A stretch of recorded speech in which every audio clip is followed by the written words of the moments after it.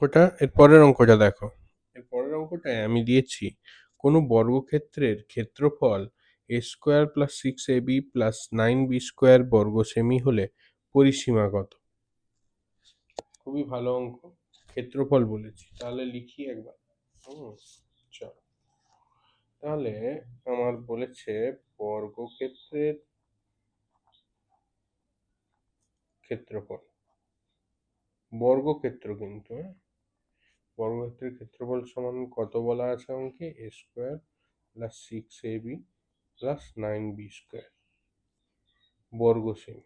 এইটা বর্গ সেমি, ঠিক আছে। তো এবার বলছে পরিসীমা কত। আচ্ছা, বর্গক্ষেত্রের পরিসীমার সূত্র কি, প্রথম কথা 4 গুণিত বাহুর দৈর্ঘ্য। তার মানে আমার, আর বর্গক্ষেত্রের ক্ষেত্রফলের সূত্র কি, ক্ষেত্রফলের সূত্র হচ্ছে বাহু গুণিত বাহু।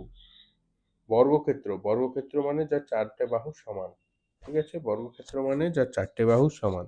তাহলে বাহু গুণিত বাহু মানে বাহু স্কোয়ার।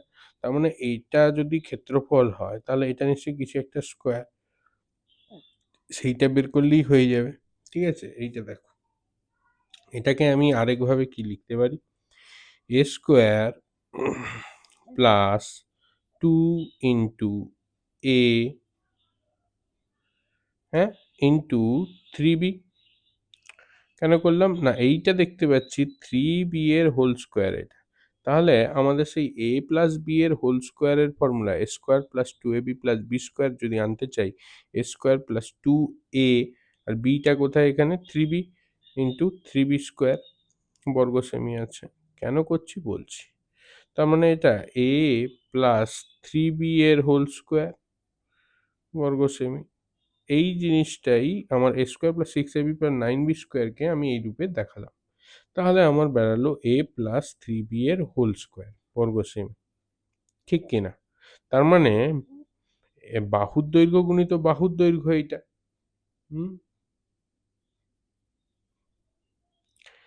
তার মানে বাহুর দৈর্ঘ্য গুণিত বাহুর দৈর্ঘ্য, তার মানে আমার বাহুর দৈর্ঘ্য ইকুয়াল টু, মানে বর্গক্ষেত্রের